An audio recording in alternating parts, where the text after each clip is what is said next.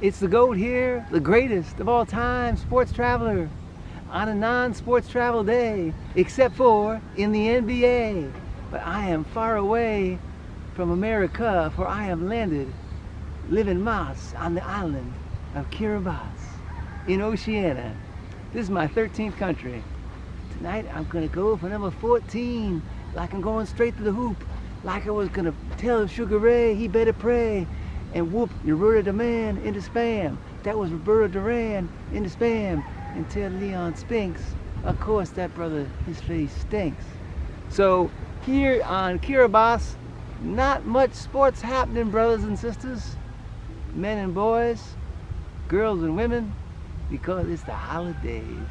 I flew in here on 23 December 2023 around sunset time, and on both sides of the only road here on the island of Kiribati, I saw football, and more football. I saw a little bit of volleyball, a little bit of basketball, and in talking to the locals, because I like to yap. As you know, I like to talk a lot of shit, and I am the greatest sports traveler and the greatest trash talker, and I like to rhyme, Clementine.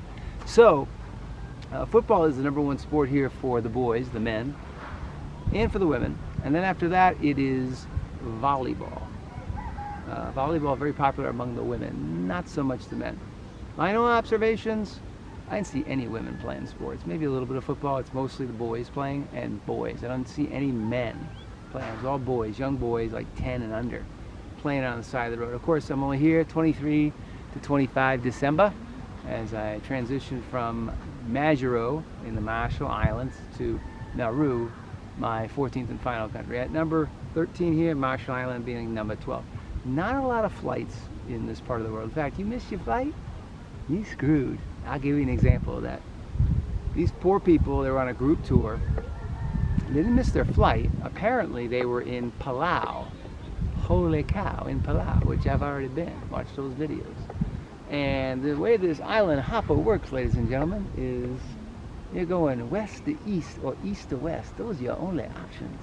So you got Palau, Guam, Micronesia, the Marshall Islands, Kiribati, and then Nauru. And then from Nauru, you got to go either to Fiji or Brisbane, Australia. And I'm over here now in Kiribati. Well, these poor people were in Palau, and here's the problem. Their plane never showed up. In fact, it didn't show up for 2 days. So I'm going to use an expletive now that the young boys that are under 18 may not want to hear. In other words, they was fucked. So they had to wait 2 days, and because of that, they didn't get to experience Micronesia, where I did, because I did not suffer from no amnesia. And Micronesia ended up being probably, with only one country left, I would say from a scenery perspective, after Samoa, Don't You Know, which is my favorite, number 2 would be Fiji, and number 3, I would say, is Micronesia. Now, that's excluding the 2 big countries in this region, which I refer to as Australia and New Zealand. New Zealand is the ultimate playground. So New Zealand is like #1 on steroids. Mountains, valleys, waterfalls, glaciers, fords. New Zealand is the most scenic country in this part of the world. It's not even, there's no close second. Sorry, Australia, no offense. I would say number 2 is Australia, but those 2 countries, they're like the United States. Economically, not really culturally, they have their own unique culture, but economically, they're the straws that stir the drink in this part of the world. The rest of the countries in this world, the other 12 countries, are not economically, even in remotely, the category of Australia and New Zealand.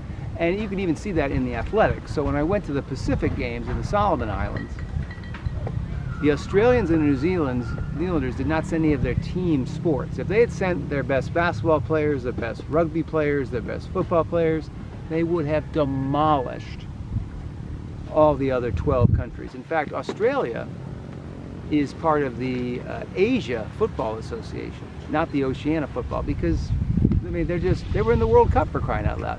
Football's not that big in New Zealand. But when they had the rugby 9s, the rugby 7s, and the rugby touch rugby in the Pacific Games, had New Zealand or Australia been in those tournaments, no offense to Fiji, no offense to Tonga, no offense to Samoa, no offense to Papua New Guinea, it would have been tough sledding. Now those 4 countries can compete against Australia and New Zealand, but you can't tell me that they're better than Australia and New Zealand consistently. Not going to happen. New Zealand, the All Blacks, finished 2nd in the Rugby World Cup to South Africa in France, and Australia's rugby team has also done very well on a global stage. Tonga, Samoa, Fiji, and Papua New Guinea, I'm not discounting their rugby abilities. They're very strong rugby countries, but you can see why that Australia and New Zealand were not invited to the Pacific Games. So going back to the beauty scale, we're talking about beauty because, as you know, I'm still pretty. I would say New Zealand number 1, Australia number 2, but then among the 12 remaining countries that are different economically, geographically, you know, those are big countries, Australia and New Zealand. These are smaller countries I'm talking about. Samoa would be my favorite from a, you know, variety of scenery, mountains, waterfalls. Samoa is gorgeous. Number 2, I would go to Fiji. And number 3, I would say Micronesia. So those poor people that were on that plane, because there aren't that many flights here, supply and demand, folks, they didn't get to go to Micronesia. And Micronesia was beautiful. I really liked the island of Pohnpei.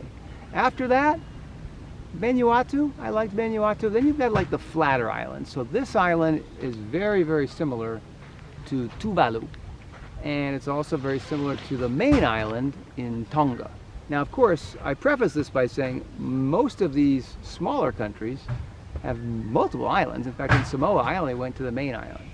In Fiji, I also only went to the largest, most popular island with Suva and Nadi. So you're getting my opinion based on visiting one of the main islands. As the tide comes in, I'm getting closer to the camera. You not to worry. You still get to see me, the prettiest thing they ever can be.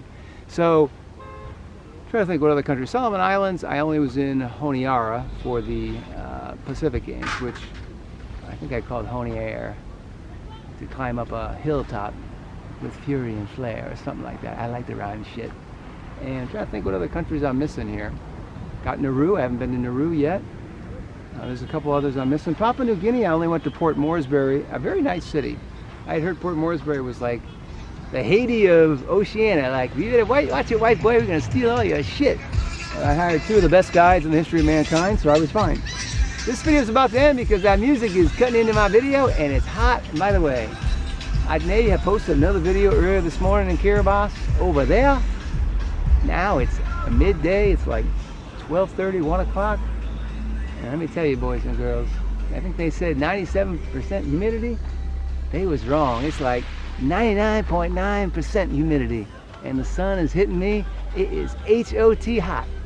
This place makes hot Atlanta seem like Alaska on a cold day.